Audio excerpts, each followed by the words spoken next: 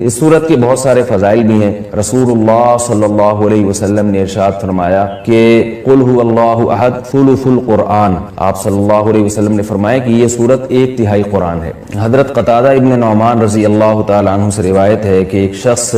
رات کو قل هو اللہ احد کی بہت کثرت سے تلاوت کرتے تھے جادو سے بچنے کے لیے، تو رسول اللہ صلی اللہ علیہ وسلم کو بتایا گیا ان کے بارے میں، جس نے بتایا وہ سورہ یعنی قل هو اللہ احد کی اہمیت کو کم سمجھ رہے تھے، وہ سمجھ رہے تھے کہ یہ صرف سورہ اخلاص پڑھتے ہیں اور کچھ کوئی صورت نہیں پڑھتے۔ تو جب نبی صلی اللہ علیہ وسلم کو بتایا گیا تو آپ صلی اللہ علیہ وسلم نے فرمایا انہا لتعدل ثلث القرآن، یہ ایک تہائی قرآن کے برابر ہے، یعنی یہ صورت معمولی نہیں ہے، ہلکی نہیں ہے۔ یہ صحیح بخاری میں یہ روایت مذکور ہے۔ اور حضرت ابو سعید خدری رضی اللہ تعالیٰ عنہ سے ایک روایت ہے، وہ اس میں ہے کہ ایک شخص رات کو صرف سورہ اخلاص کی تلاوت کیا کرتے تھے نماز میں، تو ان کی شکایت لگائی گئی نبی صلی اللہ علیہ وسلم سے۔ شکایت لگانے والے نے یعنی شکایت لگانے والے کا مقصد شکایت نہیں تھا، ایک علمی بات پر مطلع ہونا مقصد تھا، تو انہوں نے نبی صلی اللہ علیہ وسلم کو بتایا کہ یہ صرف سورہ اخلاص پڑھتے ہیں، یعنی وہ بھی سمجھ رہے تھے کہ یہ تو ایک چھوٹی سی صورت ہے اور بھی قرآن پڑھنا چاہیے۔ تو آپ صلی اللہ علیہ وسلم نے اس موقع پر بھی فرمایا کہ انہا لتعدل ثلث القرآن، فرمایا کہ یہ صورت ایک تہائی قرآن کے برابر ہے، یعنی یہ صورت معمولی صورت نہیں ہے۔ طرح حضرت عائشہ رضی اللہ تعالی عنہا سے روایت ہے کہ آپ صلی اللہ علیہ وسلم جب بستر کی طرف جاتے تو آپ صلی اللہ علیہ وسلم قل هو اللہ احد، قل اعوذ برب الفلق، قل اعوذ برب الناس، یہ تینوں صورتیں پڑھ کے اپنے ہاتھ پہ پھونک مارتے اور اپنا ہاتھ پورے جسم پہ پھیر لیتے۔ یہ اہتمام آپ صلی اللہ علیہ وسلم نے اس وقت فرمایا جب آپ صلی اللہ علیہ وسلم پر جادو ہوا، اس کے بعد آپ صلی اللہ علیہ وسلم کا ہمیشہ یہ معمول رہا ہے۔ یہ بھی صحیح بخاری کی روایت ہے۔ صحیح بخاری کی ایک اور روایت میں ہے کہ حضرت عائشہ رضی اللہ تعالی عنہا فرماتی ہیں کہ ایک مرتبہ رسول اللہ صلی اللہ علیہ وسلم نے جہاد کے لیے ایک لشکر بھیجا، تو اس میں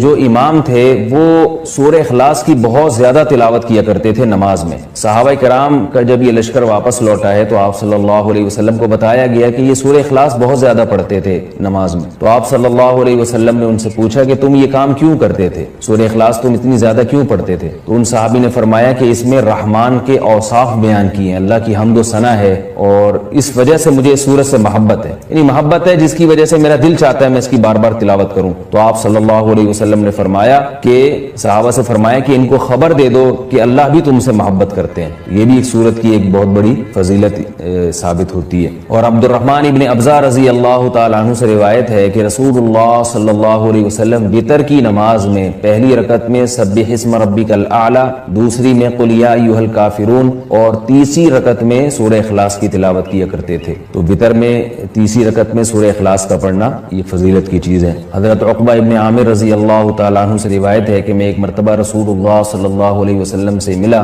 تو آپ صلی اللہ علیہ وسلم نے فرمایا کہ کیا میں تمہیں ایسی صورت کی خبر نہ دوں کہ نہ وہ صورت اللہ نے تورات میں نازل کی، نہ ایسی صورت اللہ نے انجیل میں، اور نہ ہی ایسی صورت اللہ نے کسی اور مقام پہ قرآن مجید میں نازل کی؟ میں نے عرض کیا ضرور یا رسول اللہ۔ تو آپ صلی اللہ علیہ وسلم نے فرمایا وہ صورتیں قل هو اللہ احد، قل اعوذ برب الفلق اور قل اعوذ برب الناس ہیں۔ اور آپ صلی اللہ علیہ وسلم نے سے فرمایا کہ کوئی بھی رات ایسی نہیں ہونی چاہیے جو ان صورتوں کی تلاوت کے بغیر گزر جائے، یعنی ہر رات میں یہ تینوں صورتوں کی تلاوت لازمی کیا کرو۔ تو